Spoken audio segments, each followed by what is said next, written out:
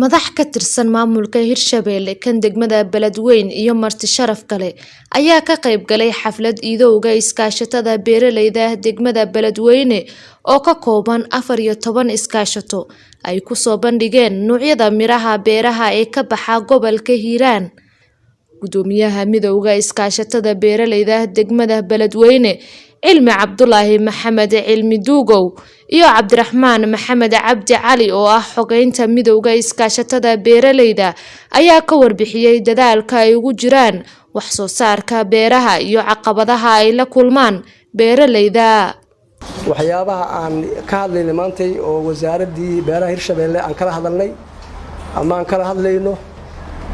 fariinta aan u direyno WFP iyo FAO iyo hay'adaha kale oo beeraha ku shaqo leh waxa waay in wax laga qabto biyo baxada soo noqnoqotay ayaxa insha Allah ta'ala annaguna waxaan diyaar u nahay inaan wax qabsano aan dalkeena horumarino aan deegaankeena tabcano aan ku tiirsanaasha ka baxno ayaan diyaar u nahay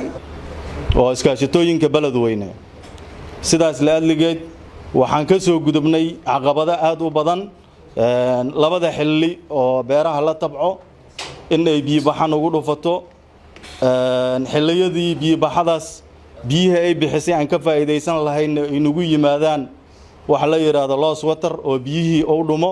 oo dhanaan iyo hadii kulayl tiro badan oo ka dhasho intaas annaga u dulqaadanayno la qaadaa dhacayna qaarkeen isticmaalayna ceelal keena kamid ah iskaashatada haddii sanadkaasi ay khasaaro taabato iskaashatooyinka kaleento ay ka faa'iidayeen. Gudoomiyaha degmada Beledweyne Cismaan Dhicisow Duubow agaasimaha wasaaradda beeraha iyo waraabka Hirshabelle Cabdullaahi Cali Cabdi ayaa si wadajir ah u bogaadiyay bandhiga ay soo qabteen midowga iskaashatada beeralayda ee degmada Beledweyne. Wasiirka wasaaradda beeraha iyo waraabka dowlad goboleedka Hirshabelle ayaa ballan qaaday in wasaaradda beeraha Hirshabelle ay si dhow ula shaqeyn doonto 14 iskaashato ayna ka caawin doonto waxyaabaha ay u baahan yihiin ayadoo wasaaraddu ay kaashan doonto dowladda federaalka iyo hay'adaha ku shaqada leh arrimaha beeraha. in midowga iskaashatooyinka horumarinta beeralayda Hiiraan qaasatan degmada Beledweyne in ay soo bandhigaan wax qabadkii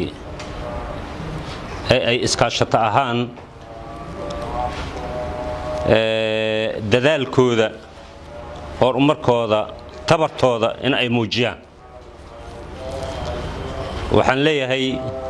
waa mahadsantihiin waa idin dhiirigelinayaa waan ku faraxsanahay waxyaabaha hadda aad halkaan aad ka soo jeediseen